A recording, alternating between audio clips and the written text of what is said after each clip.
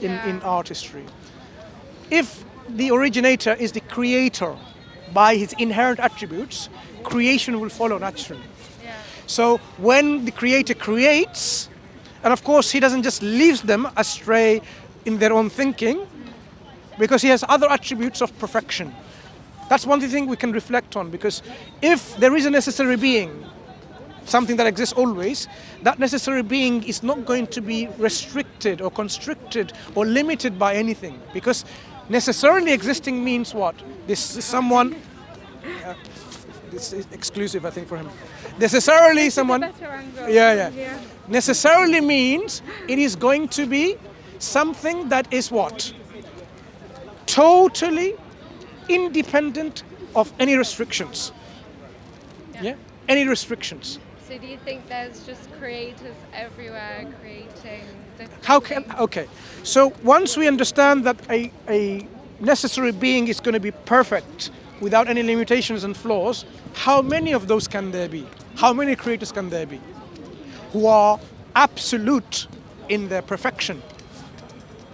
I don't know. If you have a bicycle, can you ride this bicycle this way and that way with two riders? You can just go one way. You can go only one way. If you have a car with two different steering wheels, one car, two drivers.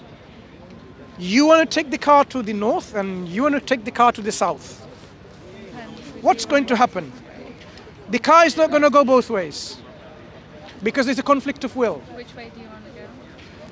Either you compromise, then none of you are sovereign in your will, or one of you dominate the other. And you say, okay, fine, you take the car to the north. Of course it will be you. I'm the dominator. Right, exactly. I'm the dominator. Yeah, so if you think about the universe, if the universe had more than one creator, there will be chaos and corruption and ultimately ruin. One creator says, I want the earth to be destroyed, too much corruption by people, they're all really gone astray. Yeah. And the other creator says, no, I'm going to give them a more chance, maybe a few billion years.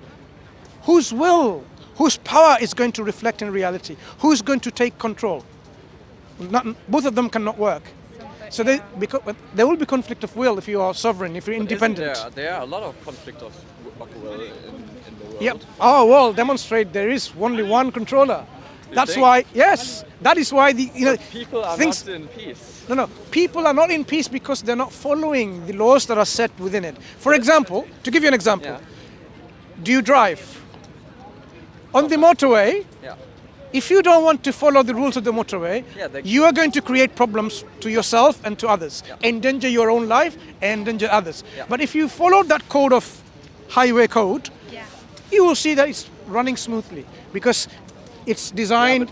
The reason why the motorway works like in 99% of the time is because all participants agree to the code. Yeah. And in the world we have different set of codes, like for example religion or democracies or no democracies, and sometimes not everyone in the population believes to the same set of codes. Absolutely correct. So there are conflict. There's always going to be conflict, and this is why when our creator originator sends guidance, this guidance is to be the code of our conduct of our life here. Once we follow that code of conduct, then things work harmoniously. And this is why when we look at the guidance from our creator, there is this do's and don'ts, because they set the boundary of our actions and our behavior, just like highway code on there. And then this society, from individual level to the collective level, they flourish without problems. The moment that you don't ascribe or subscribe to that code of conduct, there's going to be always problems. But I don't know the code of conduct, so how do I subscribe? So you need to first acknowledge and confirm with conviction that there is an originator. Next, identify and verify where is that guidance from our creator, the code of conduct.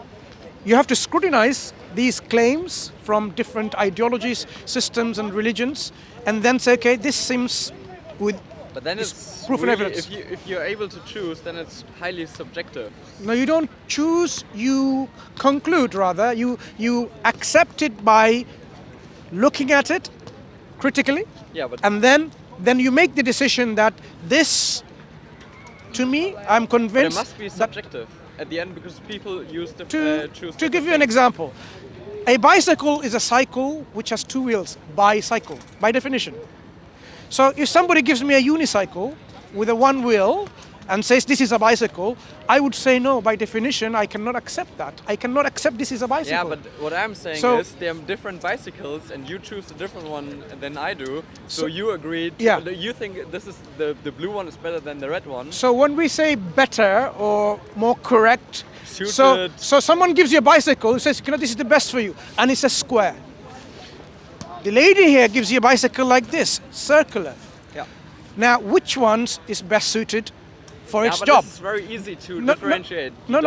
Religion likewise is actually easy. Is it? When the claims are out there, to give you, shall I give you two examples? Two examples only. Yeah. One religion says, the Creator created you. Differences that people may have taken in their own particular actions and behavior which is not in line with the religion. Christianity as a general might not say at all commit adultery, but the Christians are doing it, some Christians. So that's why we have to, not superficially judge the religion by its adherents. We have to judge the religious teaching by its scripture, the primary sources, and then see whether people are living up to the standard or not. And this is one of the reasons why we invite people to consider reading on the Quran. The Quran is the book that Muslims say is revealed from our Creator. The Quran is really not a good book, in my opinion. So we can discuss that. When you say it's not a good book, so what are the teachings of the Quran that you find not good? To give me some examples. I'm not an expert, but some examples. The Quran is, I think, encouraging a lot of people to do, like, obviously in history the Christians did a lot of bad things, but the Quran was written after the Christians wrote their script, and I think it's so much more vague. Doesn't really symbolize, doesn't have the moral standing of the Bible. So do you want to illustrate with an example or two about the moral standards of the Quran that doesn't stand up to another comparator like the Bible? I can't. Can you name an example? Let me give you one example and we'll see what you think. The Quran says, stand in justice even if it's against your own self, your own kith and kin, your relatives. But stand in front, be a just witness. Be just, even if it goes against you, against your family. You mean like if you see something wrong? So when it comes to say bearing witness, when it comes to testifying, when it comes to justice, the Quran has a verse which is incidentally transcribed in a sculptural form in one of the universities, famous universities in America, because in a university of law, because it's a legal precept that be just witnesses, even if it goes against your own self, your own kith and kin, your own family. Compare this with any other standards. Here, the whole concept of justice is illustrated that when it comes to justice, even if it goes against your own wishes, so no nepotism, is that what the word is? Like when you try, or despotism, I don't know what these words are. Like no favoritism. Imagine like you are the queen. Family. Imagine you are the queen, right? You are the queen. And you're the queen or the princess, and your family member did something wrong. And according to the law of your own law, that family member should be punished. Say, imprisonment for 12 years or capital punishment by bringing on the electric chair. You might say, but this is my son or my daughter or my brother or whatever, I don't want that to happen to my family member, and you show some kind of favoritism. The Quran says no favoritism. Justice means even if it was you. In fact, our Prophet Muhammad he is who is appointed by the Creator to convey the message, the last of all the prophets and messengers. He says, even if my daughter Fatima, if she were to steal, she should be meted out the punishment on her. So no kind of favoritism. So that concept of justice, Quran illustrates by saying, it doesn't matter if it goes against your own self, your own kith and kin, you stand firm in justice. Now, think about the moral comparators now. Can you think about anything better than that? I'll just give you one example. So that's why we say when it comes to morality and ethics and ethical behavior, if you study the Quran and you will see that, okay. Yeah, but it's the Bible is much nicer. The Bible says, don't hate anyone, love everyone. Okay, let's think about this. It's so much more positive. Okay, let's think about this. Hate your enemy. This is how it goes. Love your enemy or hate your enemy. Love your enemy. This is a teaching from Christianity. No, not hate, love. Yes, only love. Love, not hate. Yeah. Love your enemy. But if you think about it, in principle, in certain instances, it's a very good value to have. But someone comes and say they killed your sister. Are you going to love your enemy who kills your sister? And you're going to express your love by saying, I have another sister hiding under the bed. Turn the other cheek. That's the teaching of Christianity too. Islam says no. This is why I think religion is quite difficult, because in the end things come down to feelings, and you might love one sister, hate the other, not care if the one of them dies, but if the other one dies, then so. But where is the justice? If someone comes and kills your sister, let's use that one kill, but I don't want to use any other but the justice feelings. in the Bible, for example, is eye for an eye. Yeah. I don't agree to eye for an eye. Actually, I disagree with the Bible as well. So on this instance, for me, it's really the question. Like overall, we are all citizens in this world, and we have to make sure we all feel good and we have a good time while we are being here, like in this composition with those atoms. How do you deal with the oppressors, the people who oppress? How do you establish justice? Islam gives you the framework and saying there is no place for oppressors. Oppressors will be dealt with harshly. The same. And when you say harshly, sorry to interrupt, and then I will let you explain. When he says harshly, Islam gives certain punishments which are so severe that it eliminates the crime from society. One of those systems is a capital punishment for people who, for example, do highway robbery. A highway robbery is people comes on the highway, open, like here, for example, and then they started like shooting you and killing you, and that's it. They go on, no one does anything. This level of crime in Islamic framework is one of the highest level of crimes. The punishment is not 12 years imprisonment, because it is not going to solve the problem of this crime. The punishment is very severe.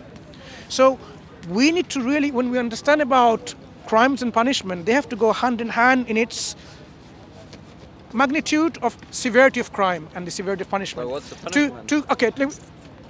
Punishment will be death to the individual. If For highway robbery. mass shooting. Highway robbery. If someone, imagine the punishment was 20 quid, 20 pounds, $20. Do you think the crime would go down, remain the same, or go up? The crime would, I don't know. How many people want $20 Go up. obviously go up, because the crime and the punishment is not in sync.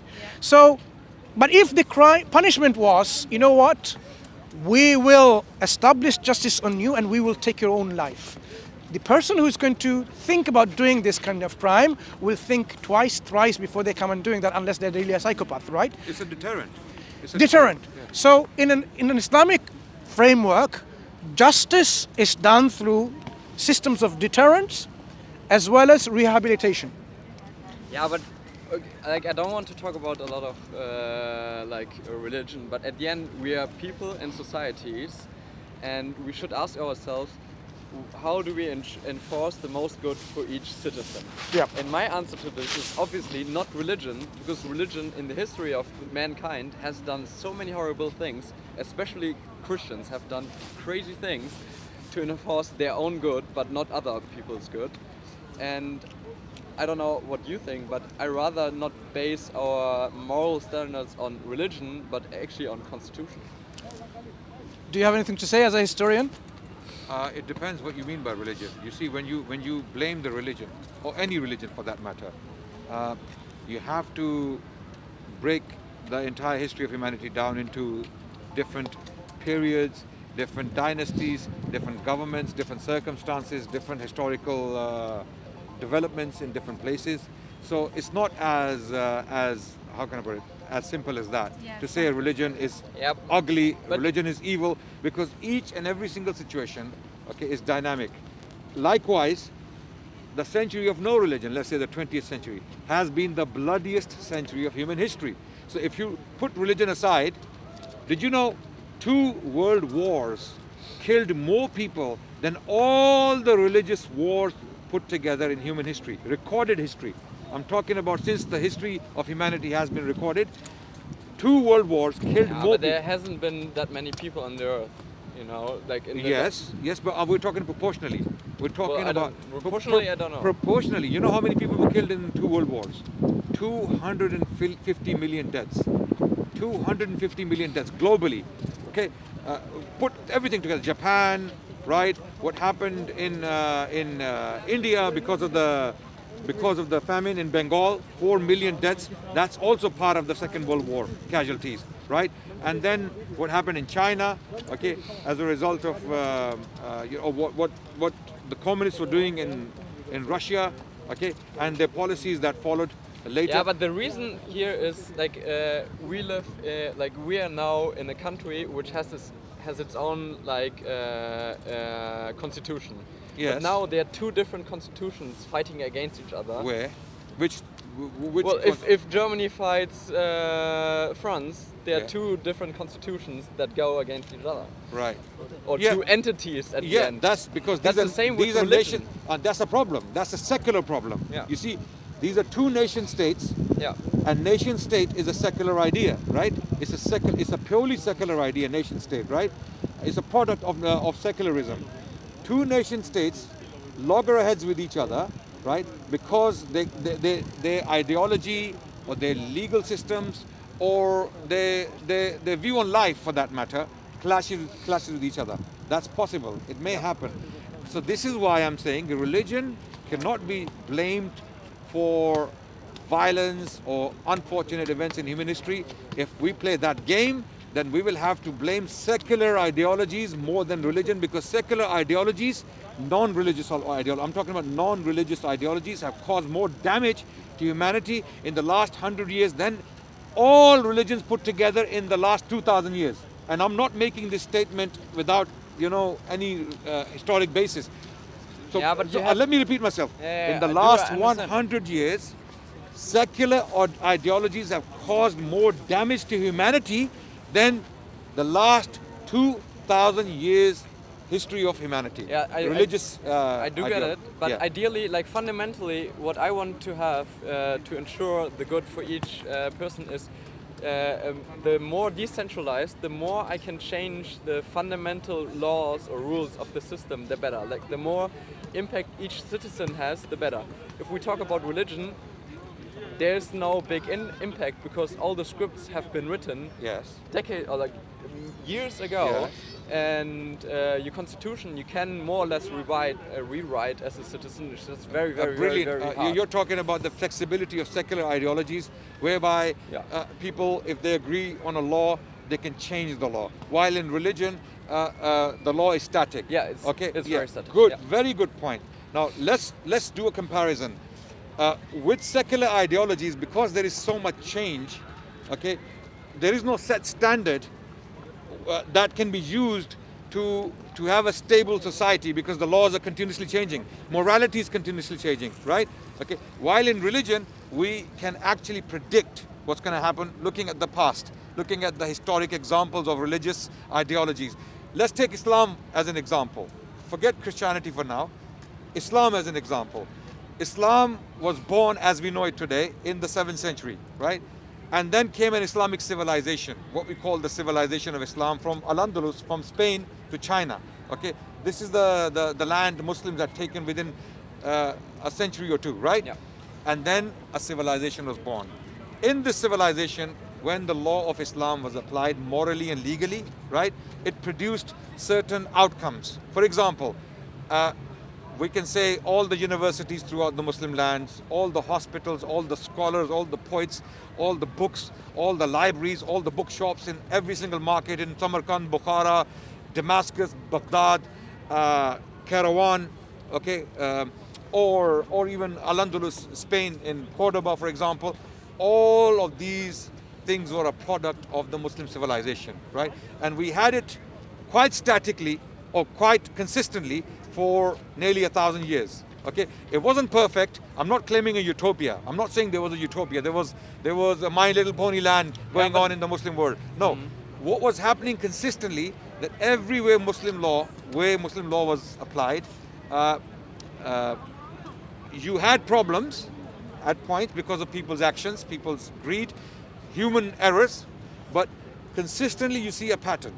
You see libraries, you see scholars, you see tolerance between Jews, Christians, Muslims living together side by side.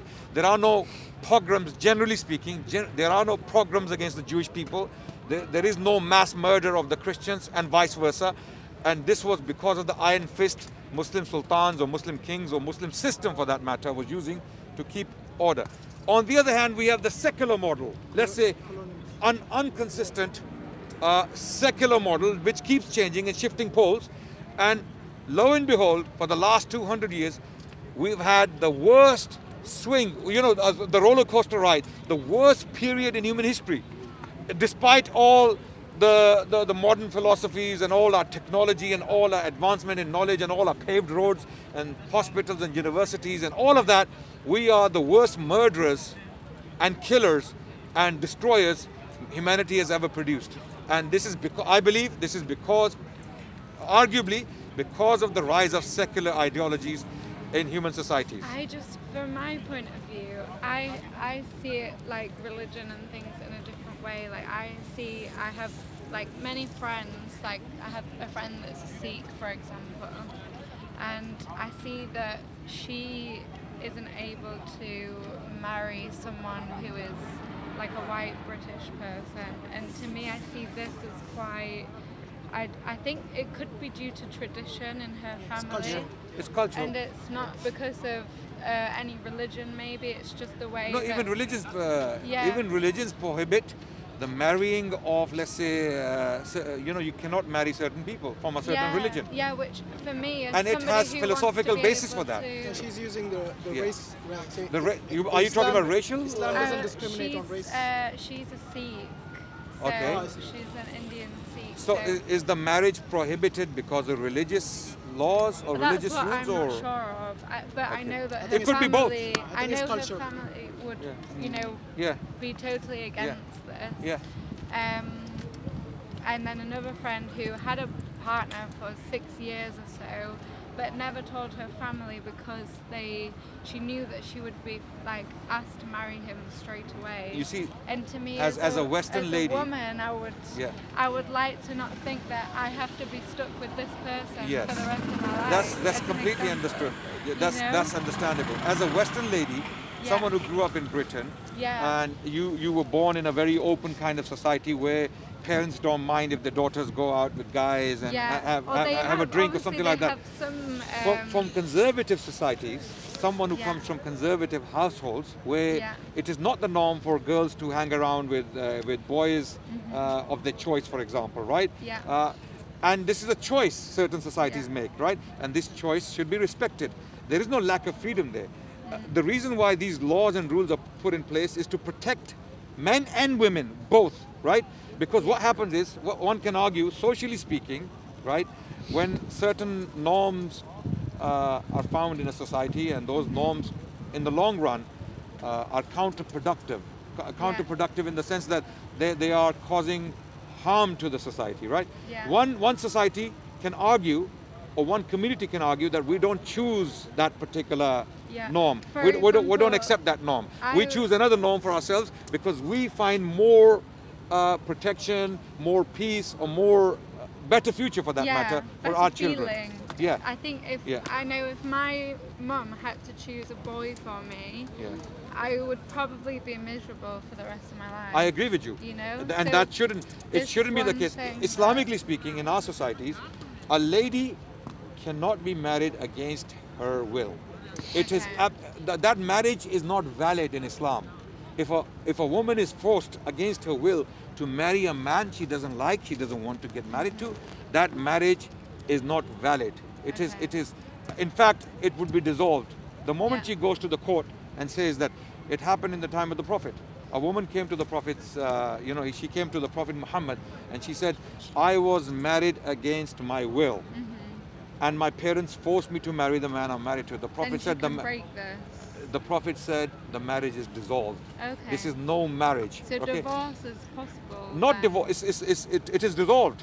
You don't need to go through a long process. Okay. It's a null and void. Okay. That marriage is not valid. What do you Therefore, think her parents would think of this? Would they still? they don't have to approve. But how do Because you? the parents don't have the right to force their daughter to marry someone of their choice, and the daughter doesn't like the person. Do you think it's been picked up though that a lot of parents do like the idea of choosing who?